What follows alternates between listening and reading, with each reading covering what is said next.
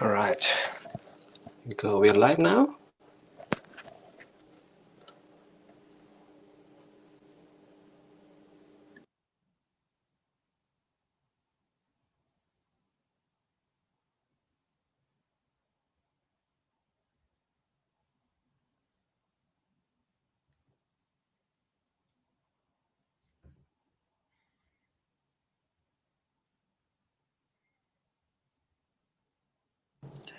All right, David, Steve, are you there? Yep. You're right. We're live. Let's do this webinar. Brilliant. Thanks, Resh. Okay. Good morning, everybody. A very warm welcome to today's webinar, how Robustel and TTI provide a unique LoRaWAN solution. I'm delighted to say that the participation at the last minute, our friends from CallZone have managed to upgrade from just a case study to actually presenting their solutions, which is great news, because that's really what this is about. That's identifying the opportunities to make real commercial inroads into the IoT, not just talking about projects. So, as a formal introduction, we have myself. I'm the IoT solution architect at Robustel. Rish Chauhan, head of sales at TTI. And of course, Steve Miller, the CEO at CallZone. There's quite a lot of detail in here. We're going to go at a good pace to try and keep it lively and engaging. And obviously, if there is anything that you want to recap on afterwards, we are very much around to follow up with those conversations. In fact, that's entirely the point of this webinar. Although it's a bit one-directional, we're on transmit only for the next 45 minutes. Certainly, we would love to have follow-up conversations.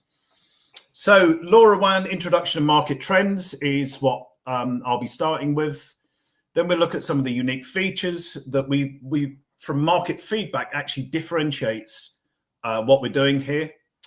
Then a little bit more of the detail on how it dovetails together. Robustel gateways, TTI's LNS, and then perfect way to wrap up is our friends at CallZone rolling out hundreds, thousands of deployments now, certainly from a gateway perspective, showing how this hangs together and facilitates a very successful business. So just a brief header, really. Every good LoRa webinar needs one of these slides, of course. And there's lots of low power radio options. I'm sure many of you joining this call will already be quite au fait with a lot of this. As always, the great thing about standards is there's so many to choose from. But certainly we're seeing things like NB-IoT, Sigfox and LoRa really making quite a lot of noise in this space and the most deployments. Big differentiation between NB-IoT is that's network operator sponsored, paid for, funded. I think we're seeing some challenges in the monetization of big nationwide NB-IoT networks with a fairly low average revenue per unit. It can be a tough business case to prove on a large scale. And that's really, I would say, is where there's a commercial difference that we see with LoRa. Obviously, there are public networks, but there's also private networks. And really, today and the CallZone example is more focused on where we're seeing growth, which is on those private, high volume, smaller number of sensors deployments. So technology comparison today is not about doing a deep dive on comparing bits and bytes at all. But certainly, if you are going to do that at some point, if you're making assessments about the technology, then a slide like this with data rate, link budget that correlates to range, and power efficiency are the other things to consider. But I think part of the reason for putting this is there's big commercial implications or considerations of the size of the ecosystem of available sensors, the applicability of the technology, so how easy it is to deploy. Certainly coverage considerations are massive when you consider, can you or can you not influence an area without coverage? I think that's kind of sometimes overlooked a little, but that's the kind of space that we're playing in at the moment. And today's all about LoRaWAN. So the LoRa Alliance is a brilliant resource. Again, sure many of you already know this, but we've just cherry-picked a few things from the last couple of months to highlight the sort of activity that we're seeing constantly now in the market. A good first one from September is the fact that our friends at TTI have integrated TTS into Azure. I think this is a very good signpost for how this technology is becoming very well melded into cloud platform providers, AWS and Azure in particular, in different ways. And there's going to be a lot of integration and interoperability, brought off the shelf as this whole thing progresses, and frankly becomes commercially of interest to people, because companies like CallZone are making demonstrable successes out of it. Next one is a very interesting one, that a traditional cellular network provider is now bolting on public LoRaWAN service provision capability. I think that's a very interesting use case, and where it might become even more interesting is, can we take private and public networks and use them together and infill where there isn't coverage. So that kind of prompts those questions. And a very similar thing from back in the 2nd of August, a press release about a company called Netmore in the UK rolling out a nationwide LoRaWAN IoT network. And I think that's probably a little way off full geographical coverage at the moment, but certainly it's yet another signpost for how things are going in LoRa world. So this is just to set the scene of the specifics that we're talking about today. Again, many of you will be fully au fait with this sort of classic LoRaWAN stack. Sensors talk to gateways pass that information to a network server, and that network server talks to an application server. That's the core of the technology. Robustel provide gateways, TTI provide network servers, and in this instance, when we come onto the case study, our friends at CallZone will demonstrate how you can wrap an application server and sensors around that core and provide commercial solutions. So I think at this point, I hand over to Rish for the next few slides. Over to you, Rish. Hi all, I'm Rish from the Things Industries team, and I'm mostly looking into the commercial activities. So here I am. I'm going to talk a little bit about what we do at the Things Industries, what our main product is, how it ties down into what we're talking about today, and then a little bit about some of the unique things that we have to offer. So as you can see on the slide, our vision is that IoT is an integration product. When you are talking about large-scale projects, there are lots of moving things, and you have to connect with old systems, new systems. So it is an integration product, and this is what we have as the vision, and we are API first, so that means it's really easy to integrate into any existing systems that you may have, and it's really easy to build your own solution on top of that. So that's basically what our main vision is. Could you go to the next slide? David, could you move to the next slide? Brilliant. So I think we saw the slide a couple of slides ago. So this is how a typical LoRaWAN use case works. On the left side, you have your end devices. In this case, we've given an example of a temperature humidity sensor. And these devices, for instance, they broadcast a message however they're programmed. So maybe if you want to have an alert when the temperature goes below 20 degrees, you program those on the devices, and this device will broadcast a message. Now, once these messages are broadcasted, they are picked up by a LoRaWAN gateway, right? So you see this on the second block, private gateways. And these gateways, a LoRaWAN gateways, essentially, they don't really do much, but they just pick up these messages that are out in the air, or they are in the air. And then on one side, as you can see, they're talking over LoRaWAN. And on the other side, they have IP backhaul. So they can transmit or they can forward these messages to a network server. Now, just talking a little bit about these gateways, as you can see here, that you have these indoor gateways, you have outdoor gateways, and depending on how you set them up, you can get different range between your devices and gateways. But essentially, this is how, all these blocks move. Once a message gets to the network server, which we'll talk about in a minute, this is where the intelligence lies. This is where you do all the connectivity management, the device management, the integrations. So this is where, let's say, the intelligence lies.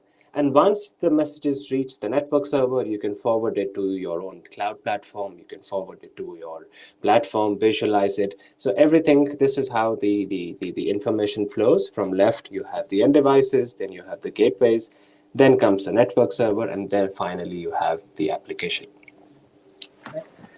Next slide. Yeah. So our product is the Think Stack, and I think before we even move a little bit further, let me also clarify a little bit about what TTN is, what TTI is, and what TTS is. I think we've seen this a lot of these acronyms. So TTS, the Think Stack, that's our main product. This is what we offer. The TTN, which I think some of you may be familiar with, is the Things Network, which is the community edition of the service that we offer. And TTI is the Things Industries, which is a commercial company where we help customers to scale with their LoRaWAN projects. So this is the Think Stack, which is the LoRa network server. As you can see, you have different blocks here. You have the gateway server, network server, application server, join server, and identity server. So together, all these elements, they form the LoRa network server. And again, as you can see on the left, you have the gateways, and on the right, you have your cloud platforms. The one in the middle, which is the Think Stack, and we're going to talk a little bit more about it. This is our main product. Right, so you can run this stack as a cloud solution, or you can also run it on-premise. So we will talk about it in a minute. But this is our core product. Next slide. Great. So talking about on the high-level features. So it ticks all your boxes. So it supports LoRaWAN 1.0.x or 1.1.x. Supports all your class A, B, and C. So these are different modes on how your devices can work. Has support for backend interfaces, and also supporting LoRaWAN multicast and fragmented data block transfer, which you might use it in firmware updates over the air. So on this, all the basic features that you are looking for, it's already supported with the Think Stack. And if you go to the next slide, we'll see there are different deployment options. So when we talk about deployment options, it really is based on two main types. So one is a managed service, and the other one is a self-managed service. So the difference really is who manages the stack, whether it's TTI, whether us managing the stack, which is hosted on our infrastructure, and then it's called a managed service. And if a customer decides to host the stack on their infrastructure, then it becomes a self-managed service. So as you can see here, the top two, cloud and dedicated, these are part of managed service, where TTI or us, we host it, and you or any other customer, they use the service as it is. So it's typically like a SaaS solution, software as a service solution. And if a customer wants to run the stack on their own infrastructure, in their own secure domain, they can also do that with the enterprise option. So this is a table which shows you all like a matrix comparison. So platform integrations are available with all the deployments. White label is available with dedicated cloud and enterprise. Network peering, which we'll come back in a minute, is available with the first two, and the other two, it is optional. Sometimes people don't want to do peering, so again, this is optional. Multi-tenant, I think for a lot of companies, a lot of integrators, they want to get a network server which supports different tenants for their teams or for their customers, so there is provision for that. The cloud service comes with SLA, which means that, yeah, there is a service level agreement, there is an uptime commitment from our side, and if you decide to host the stack in your on your infrastructure, then SLA is not applicable as you are in charge of it. So this really shows you all the different configurations that you can have for the LoRa network server, and these are, yeah, typically the way we offer the stack. So depending on what you need, what you require, or what your customer require, there is a way to go about this. Next slide. Right, so I'm going to run you a little bit with a short description about each of the components, which we saw in the earlier slide, the stack slide. So the first component is the gateway server. So as the name suggests, yeah, it maintains connections with the gateways. So this is the first component when the messages from the gateway arrive. So all your duty cycle, frequency plan, all the settings around gateways are managed through this component. And this is, yeah, it supports UDP and basic station protocol. So if you're running a production use case, we highly recommend using basic station protocol, but the other UDP protocols are also supported. Next, we have the network server, which is the core layer. So this manages the LoRaWAN layer. It also keeps the MAC state for your devices. So if you want to communicate to the device, this is the component which keeps the state. And also for your radio settings, which is if you want to adjust your receive windows, your RX1 and RX2, this is the component that allows you to manage it. Next, we have the identity server. So again, I think the name already implies this is the component which stores your user information and your device information. In some companies or organization, you already have an identity server, so this component can actually sync with your existing systems, as it becomes a little bit easier for who has access, how many users are there. And with this identity server, you can also set up organizations within the tenant. So if you have, for instance, different teams that you don't want access to, so maybe you have a gateway team where you don't want to give them access to applications, or you have team working on the applications you don't want to give rights to, so you can basically segregate based on this. So that's on the identity server. Next, we have the application server and integrations. So we have a user interface, which is called the console. So from the console, you can basically do your adding devices, registering gateways, so all the basic tasks that are associated with this, you're able to do this with the console. And of course, there is support for command line interface.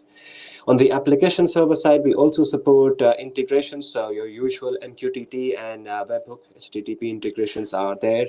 So you can use this for streaming data, or you can use this for connecting with your IoT platform. And this is supported both directions. So by both directions, I mean it supports uplink and it also supports downlink. So uplink is when a message is sent from a device to the application, and a downlink is when a message is sent from an application back to the device. So you can think of, there are several use cases which may require only uplink, and there are several use cases, which may require both. So again, this LNS supports both. And we also have some integrations with your popular cloud platforms such as AWS IoT. Recently, we announced one with Azure IoT Hub, and there are plenty of others which we can link to in the description. Lastly, we also support geolocalization services. So there are some companies that are working on these type of use cases. So these are also supported from the application server side. Next, we have the device repository. So this device repository is quite a unique service. We announced this at the conference, at the Things conference earlier this year. And this is basically an open collection of device profiles. And this contains all your settings, your payload decoders. And the benefit here is when you are adding a device, when you're onboarding a device, you probably don't know all the settings around a device. You just want to search for a device and add the device. So with this repository, it has all these profiles saved in. So for instance, if you have a smart room sensor, you can search for that device, and the network server already knows how to treat that device or how to treat a message coming in from that device. So it makes it a little bit easier. And while you are fairly new to this, it makes your life a lot more easier. So we have this device repository, which basically allows you to quickly add devices and onboard them onto your network. Next, we have a packet broker, and I think this is quite a interesting idea, and I see a lot of people are also interested in this. So the whole idea with packet broker is that you are able to exchange traffic between two different LoRaWAN network servers, or rather two or multiple network servers. So now you would probably going to ask, why should I exchange traffic, or why should I connect to the packet broker? Well, when you are exchanging traffic, or when your gateways are exchanging traffic, it is typically better for coverage. So for the end user, it is always beneficial if they have peering, or if they have better coverage. It's also good for their devices, because then their battery consumption is on the lower side, so they're going to last longer. And it also adds redundancy to the network. So this is why you should do peering. And there are a lot of different examples of how you can do peering, or what are the different types of peering you can do. But essentially, we see a lot of cases where you have different private public networks, some for community use, some for professional use, some for both. And with the packet broker, you can connect these networks, and for the end customer is really beneficial. So the next couple of slides are basically, it will show you how or what level of granularity that you have when you are setting up or when you're opening up your gateways. So in some cases, you might want to open up your gateways for all the uplink traffic that is being passed on. In some cases, you might want to do join accept messages. So there, as you can see here, this is the console view. You can really select how you want to set your routing policies. And in the next slide, you can also see what are the different networks that you want to peer with. So here in this, I've just taken the screenshot from my account. You can see here, if I want to open up my gateways to the ThinkStat cloud, if I want to open up to Lacuna Space or Meshed, so there are all these options. And with these networks, you can also see what level or what policies do I want to set. So you can see there is a lot of control that you have with the packet broker as to how much you want to open, what type of messages do you want to forward, and with which networks you want to follow. So this is about the packet broker. And Dave, if you go to the next slide, I can, and this packet broker is essentially connecting all the Things stack deployments. So the Things network, the open source, the cloud, and enterprise, and it can also support other LNS. So if you want to know more about this, you can go to packetbroker.net. All the information is there. And if there are more questions, you know how to find me, and we'll be happy to help you out. So I think next slide. Yeah, that's over to you, Dave. Thanks, Rish. Okay, so now we move on to a little bit more on the hardware side of things. There's a little bit of history actually to Robustel's main offering in this space. This product started life as an industrial grade 4G router, and its volumes were already in the tens of thousands of units per year before the Semtech element was added to it. And I personally didn't think very much about this initially. It just seems like a sensible way to do product development, leverage existing PCBs. But actually, what the practical reality of that was that the yield, the quality, the yield, the bug fixes that had already been happening in the operating system, and of course the bill of material cost by virtue of already having a very high run rate. Obviously, a lot of IoT stuff has been quite hobbyist or proof of concept, but this has brought about a relatively very low cost product, but also one of relatively very high quality, which is kind of been the things that have underpinned its success. It does a basic job very well. The LTE is global 4G, so when you're trying to deal with, you still will need to choose your LoRa frequency. That, unfortunately, that doesn't go away. So you've still got n number of SKUs, but the fact that the cellular module inside is global makes that consideration both for a manufacturer and for an integrator easier. So there's less SKUs to consider if you deploy globally. There's another whole narrative about the operating system. We don't really have time today, but it's that creates a very strong proposition as well when it comes to dedicated custom software and things of that ilk. There is there is the ability to run a network server on board, but is quite would be for quite bespoke applications. And obviously, you don't get any of the globalization of network management or visibility if you go to that level. So it needs to be used advisedly. We will always discuss a project before kind of sanctioning that route forward. Serial ports, Modbus over RS485 is a surprisingly common requirement here. So you can have LoRa sensors, but you can also have legacy Modbus RTU sensors. Could be anything, meters, instrumentation, whatever it might be, but all in one box. And equally, what we're seeing is especially in the building management system world, is people are taking this and using it as de facto as a 4G router.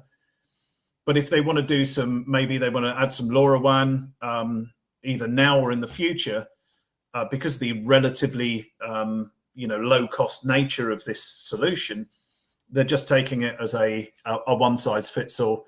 So every BMS panel is either currently using LoRa or can do in the future. It doesn't need to be a separate consideration.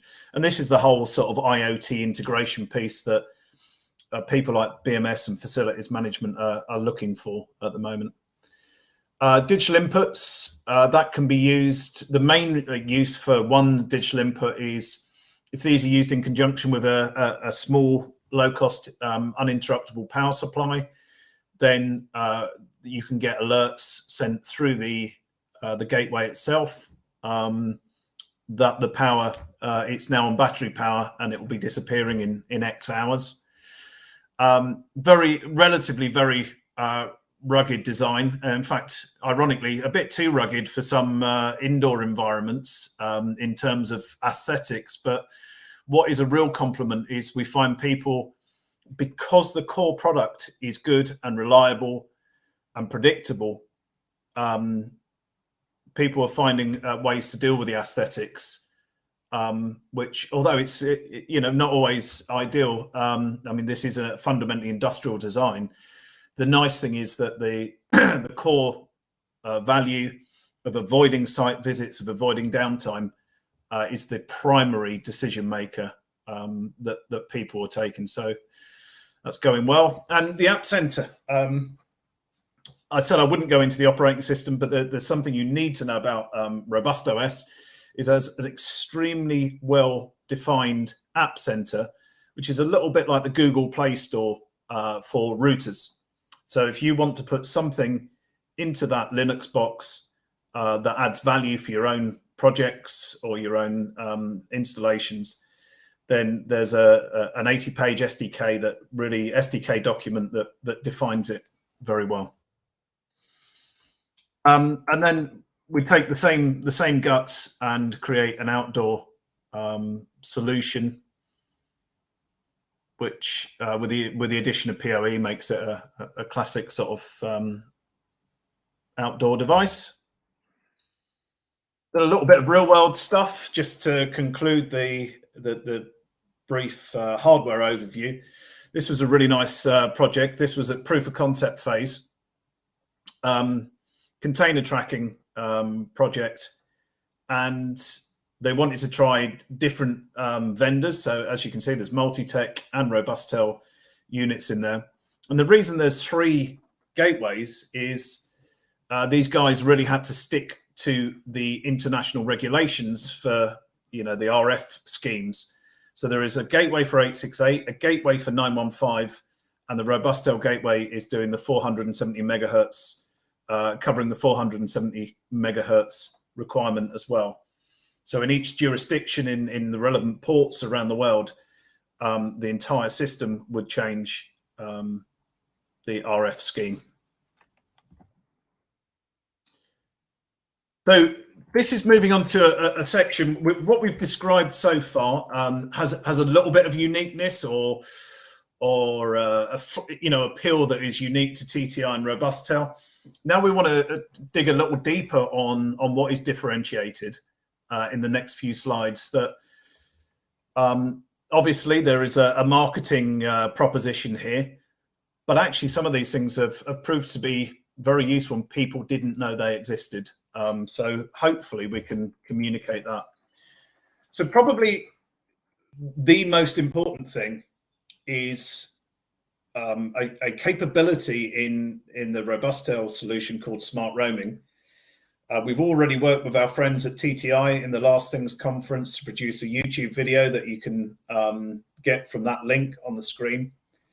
And smart roaming is fundamentally about reliability.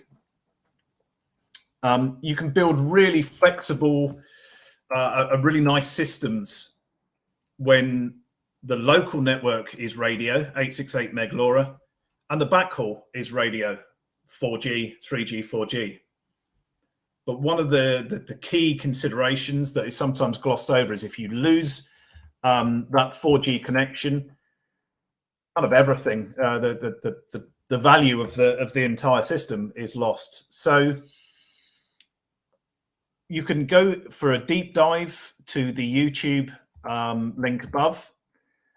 This is just a brief overview of what you get. So many people will use what are known as roaming or multi-network SIMs. And like everything, there are pros and cons. And there are some challenges as to why this doesn't always get the result you had hoped for. But by adding some additional smarts in the gateway, if some of these classic issues, that they're only a small percentage of the time, but a site visit is, you know, potentially $1,000. So if we can mitigate even for a small number, the absolute saving in maintenance could be huge. And fundamentally, what it does is drives a multi-network or roaming SIM more effectively. And if automatic mode doesn't do what it should, and again, there's a big white paper that describes that, then the Robustel gateway takes over and forces a view of other networks or other connection attempts on the other available networks. So as I say, it's a big detailed subject, but you know, where you're doing big nationwide or even international rollouts, it's a key consideration. And that's where you can get the white paper from robustel.com.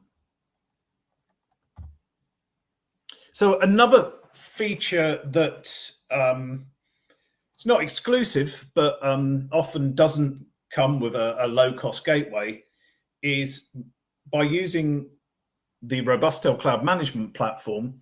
There is a feature called Robust VPN that gives you remote access not only to a gateway, but if you appropriately configure it, you can then connect to any attached devices. And that could be those Modbus devices we talked about. It could be a Windows PC. It could be absolutely anything. So potentially this is an extra layer of management, an extra layer of fault resolution,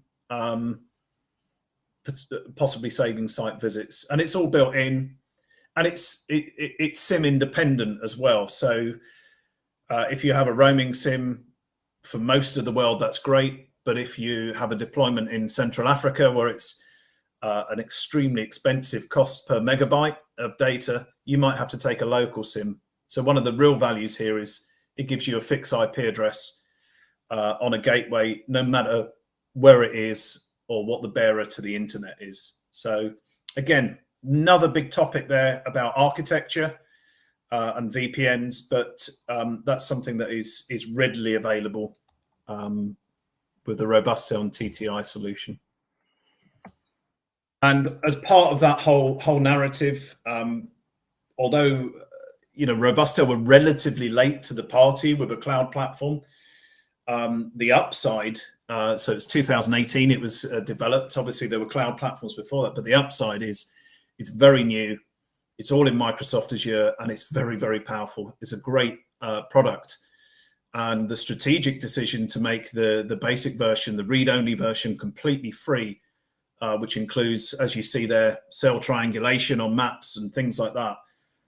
It really is a very strong proposition in conjunction with the gateways, with the TTI solution. And it's almost like an essential network management tool. When you start deploying gateways, you become a network manager. So what are your tools to manage a network? And certainly we've had feedback that this has saved site visits, many site visits potentially.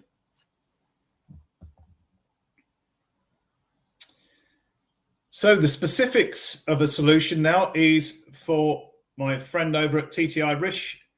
Over to you, sir. You touched on quite a few interesting points there. So I think I'm assuming most of the people who are tuning in here, they're solution providers, system integrators, or resellers, or have some interest in the LoRaWAN world. And after talking to a lot of our customers, one of the things which has really come out is that people want to manage gateways in a better way. They just need a way to manage these gateways, and at the end of the day have a peace of mind that in case something goes wrong, they don't have to go on site, because as you mentioned, these site visits can be really expensive, and sometimes not even expensive, they're just really hard to reach by. So having remote access to the gateways is essentially a must. And if you have a good tool which can allow you to manage them efficiently, and also set up some monitoring and alerting on top of this is just brilliant. So with Robustel now, as you can see, there is this this feature of managing your gateways is possible, and I've here included some of the screenshots from their platform. So this is particularly about gateway status, and as you can see on the image here, you can see when was the gateway online, what has been the uptime, what is the IP address. So all the basic information around gateway status is visible. Go to the next slide. This is something which I hear a lot of people inquire about. So the use case behind pre-provisioning gateways is when someone buys a gateway as a distributor or as an integrator, you basically don't want to touch their gateway. You want to send the gateway straight to your customer, straight to the site, and once you plug it in, the gateway should essentially just work, right? So out of the box, this is what out of the box means. So with this Robustel management tool, you can pre-provision your gateway. So if you have a customer who already has a LoRa network server and you want to do this provisioning while the gateway is delivered to them, you can do that with the platform. It already supports, you can see the server address here, you can see the port, and then on the other tab, there is a certificate manager. So you can basically, you or your support team can really manage this, and it takes another step away from your operations. So you can basically go place an order while the gateways are pre-provisioned in the background. The other thing, next slide, if you'll see, is a lot of times people need to debug what's going on, because in the initial phases, most of the times, things are going on and you don't really know what is wrong. And to debug further, or to basically see what is exactly going on, you need to look at logs. And sometimes we see that your gateway is already on site and you're not able to get logs. So then it really makes it quite tricky to understand what is going on. But now with this platform, with Robustel's gateway management platform, you're able to get the logs, and you can also filter it based on whatever attribute you want to do that. So it really makes it easy for your support team or even for our support team to basically see what is going on the gateway, why is it going on, and what could potentially be the root cause of it. So all these small little things, again, they like individually they don't really add up a lot, but collectively if you look at it, it really makes life a lot more easier. So I've kind of summarized this in the next slide. You will see these are the main activities that you want to do from managing gateways and also managing a network server. So on the management side, you want to add, delete gateways, very simple. You want to manage gateways in groups. So maybe you have a particular site, or maybe you have a particular customer that you want to have a specific setting towards. So you can manage these gateways in groups. Well, if you're going to put up these gateways, at some point you will need to update the firmware on these gateways. So yeah, with this platform, you're able to update the firmware. So Robustel sends the update, the signed firmware, and from the portal you can update this, and you can also do it in batches. So it's easier to know which gateways are on which version of the firmware. This is also, again, update packet forwarder, quite an easy thing. So if you want to move from UDP to basic station or the other way around, you are able to change the packet forwarder that is running on the gateways.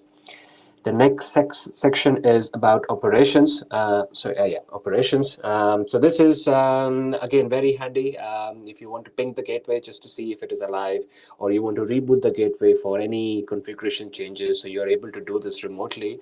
And again, for people who have handled or managed a lot of gateways, you would know this is quite a handy tool. Activate RF scanner. I think some people like to use it just to see what is going on in the air. So you can activate this and um, get an output as to how much traffic is there, or if in some cases with RFID cases where there are other but technologies in the same ISM band, it could be useful to see what is going on. Gateway WAN configuration. I think this is, again, really interesting because sometimes you put up a gateway on with Ethernet and you have SIM card as a backup.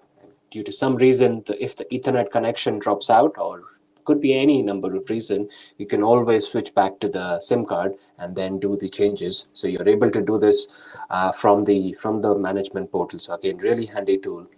Next up, you're able to change the frequency plan, which again, is quite interesting for areas like Europe, US, where there is just one frequency across a large area. It might not be that handy, but particularly in Australia or in Southeast Asia, you have different subbands, so you're able to manage the frequency.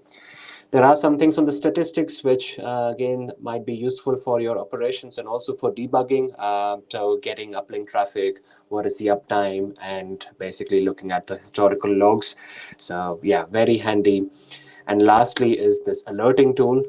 So again, when everything goes fine, that's good. But in case things go wrong, you as the solution provider integrator want to be notified when things are going wrong via email, or if there is some change of configuration on the gateway, maybe it was accidental, maybe someone else did it, so you're able to get these alert.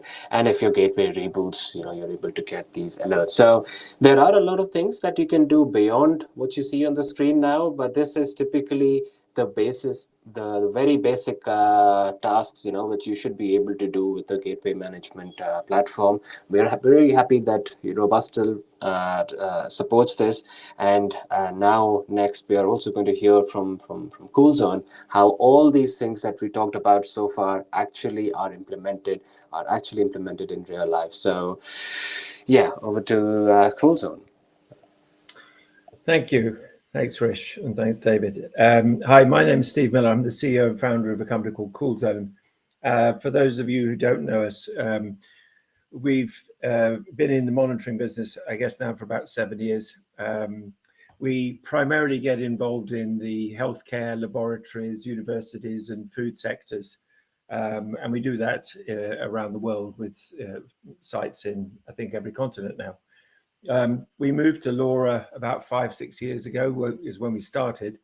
And we were, I guess, very much on the bleeding edge, because what we were trying to do is to put mission critical deployments into in indoor environments where you potentially have got 50, 100, 200, 300 maybe multi-buildings on a campus or on a hospital estate, and to try and resolve those to get to a point where you didn't have data losses and no data clashes. That was the challenge back in the early days.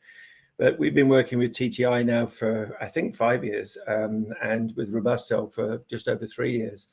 And as a result, we've gone from some of our sort of regular projects in those industries to some more complicated ones, which I'll just give you a quick snapshot of in a second. But we work with biobanks in the States. We work with people like Lufthansa, Sky Chefs for the airline catering in Asia, in China, and in the African continent, Central Africa for things like vaccine protection as well. But on the one hand, it could be high scale deployments. And on the other hand, it could be like our local butcher, who was our first UK customer, who's got 11 sensors and that's it. So yeah, it's quite a range of things. And we apply the Robustel and TTI technology that you just heard so much about into static environments. That's the labs and the hospitals and the catering sites, etc. But also into vehicles. Now, Cool Zone will infer that we did temperature, and that's certainly what we did to start off with, and that's what we'll talk about in a second. But more commonly now, we're getting involved in Legionella, CO2 because of COVID, energy, equipment monitoring, and on the biomedical side, everything from liquid nitrogen tanks up to ovens and beyond. So that's the sort of stuff we get involved with. This particular project was all about vaccines, and you'll all have seen lots about the vaccines. So I think I mentioned our first site protecting vaccines was actually in Malawi, working with the Wellcome Trust, which we've been doing for about 3-4 years, a range of vaccine protection that's needed there, depending on the temperature. We also work with Oxford University, and particularly the Jenner Institute, who are the people who invented the AstraZeneca Oxford vaccine. And then this one case, Australia Health. So this came with a few challenges. So firstly, as you know, it's the Pfizer vaccine, and the Pfizer vaccine needs to be stored at -80. So -80, that little green and gray box, that is a very small ULT, as it's called, ultra low temperature -80 freezer. Now, that very much is a small one. The bigger ones are, the size of a very large wardrobe. And you could have, easily €1 million, $1 million worth of vaccines inside of these. And even in these, if you can imagine, at $25 a go, the value of these contents is extremely high. So one part of the protection is the value, but the biggest part of the protection is to ensure the efficacy of the vaccine itself, and to make sure you don't lose them, because you don't necessarily have a backup supply that's available to vaccinate people. So what we've done, you can see the sensor there and the orangey wire. Actually, when we delivered these sites across Australia, all of that unit was already installed. So when the customer, in this case, it's actually a surgery or a hospital, received the box ready to put the Pfizer vaccine in, everything was ready to go. And I'll just talk about some of those bits in a second. So it's a -80 monitoring system. It's pre-installed into the ULT, ultra low temperature freezer. You can see the tab there with the little arrow, because we had to ship the sensors from the UK to Australia ready to be put in there, which would then sit in a warehouse until they get sent out to the hospitals and the vaccination centers. So obviously what we're having to do is make everything as simple as possible, including the Cool Zone dashboard, which you can see on the left. And sometimes they're running on Android, sometimes they're running on iOS and Windows, etc. But it's got to be easy for them, because we actually weren't able to go to site at all. It's quite a long way away. In addition to that, our end users had no training and never got any training. So every aspect of it had to be very, very intuitive. If you just flip on to the next slide. So actually, sorry, just go back one if you will, because I'll just explain a bit more about the deployment. That next slide is fairly self-evident, I would hope, after Rish and David's presentations. So what were the challenges of trying to get this working? So firstly, as you know, those of you with a moderate amount of geographic knowledge will know that actually Australia is 17,000 kilometers away, different time zone. The deployment was going to 230 separate sites, each with one sensor. In some cases there were two, but primarily it's one sensor. So that meant we had to create our minus 80 sensor, and we used one Robustel gateway for every site. That was the way we felt was going to be the most easiest deployment. So we didn't look at other options. You can't start getting involved in LAN connections and things like that. And it had to last for a few years. So that's why we stuck with the LoRa principles and the LoRa solution. So 230 sites, we couldn't do site visits. It's AS, it's the Australia frequency, AS915. There was no technical knowledge or resource to do the end installs. It literally had to plug in and then run. The end user just had to submit a location and their name and the alarm recipients, and then we would put that onto the system for them, and they were up and running at that point. So we would then do the config and the sort of the go live and the handover.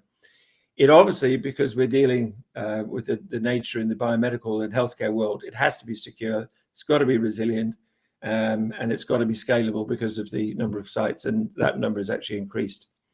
So as you can see, the unit, as I say, had to be pre-installed. It would go into a warehouse for a while, and we wouldn't know where it's going until it turned up. And that's why we had to have that sort of feedback loop. And these end users, these are doctors, they're nurses, and they're people who are giving the vaccines and administrating the program. So they have zero technical knowledge. So the Robustel gateway, as soon as it's plugged in, obviously boots up. We had cellular as our prime sort of backhaul. You pull the tab off the sensor that you can see in there. Then we got the auto connect between the minus 80 sensor and the gateway. The gateway with the non-steering, with the roaming SIM, has to find the best option there. In some places in Australia, there is no cellular cover, so we had to have the default of the LAN connection. But then what we had to do then is all the remote management that David and Rish have been talking about, of both our sensors, the Robustel gateway, the cellular connection, TTI, our application, the call zone application, which is the system you see there, and all the alarms management. So the other small challenge is that I think we got the call 1 week before Christmas last year, and they wanted it deployed in March. We didn't get the contract until 5 weeks after that first call, which was pretty good, not a bad sales cycle. And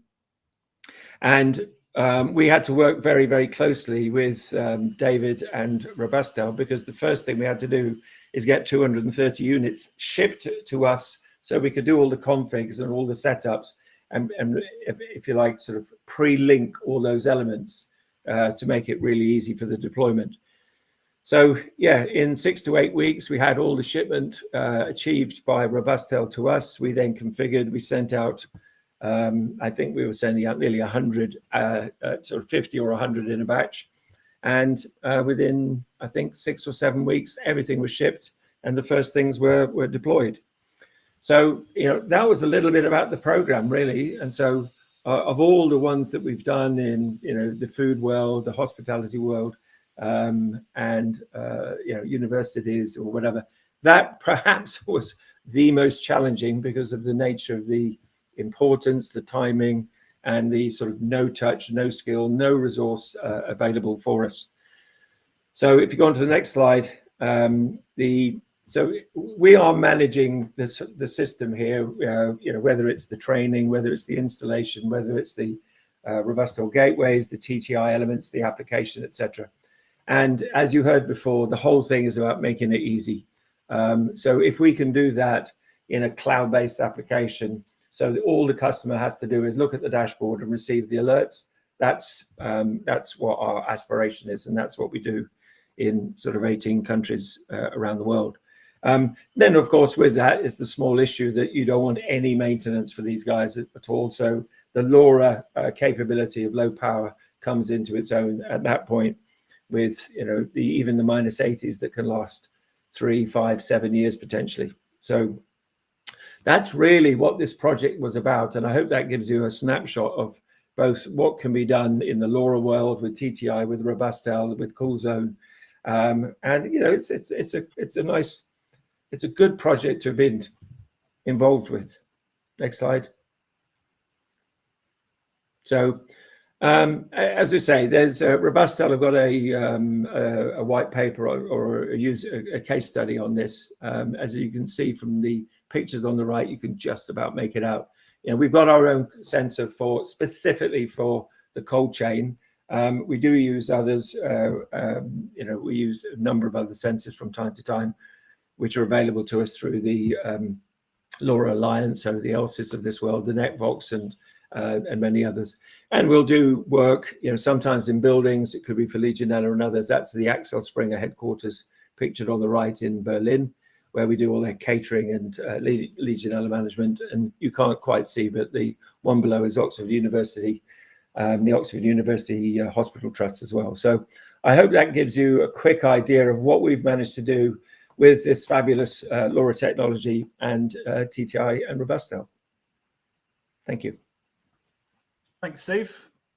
Absolutely superb case study, and really good to see that something that was done with relatively new technology in such a timely fashion to solve a very, very serious real-world problem has gone so well. And I think it's in the IoT world. There's a lot of talk of projects of proof of concepts, but it's really encouraging that, as you say, you're at the bleeding edge and are now actually delivering real commercial value. So a great case study, wonderful presentation from Rish. I learned a lot there about interconnecting different LNS schemas, different networks together with sensors. So I'll be following up personally on that.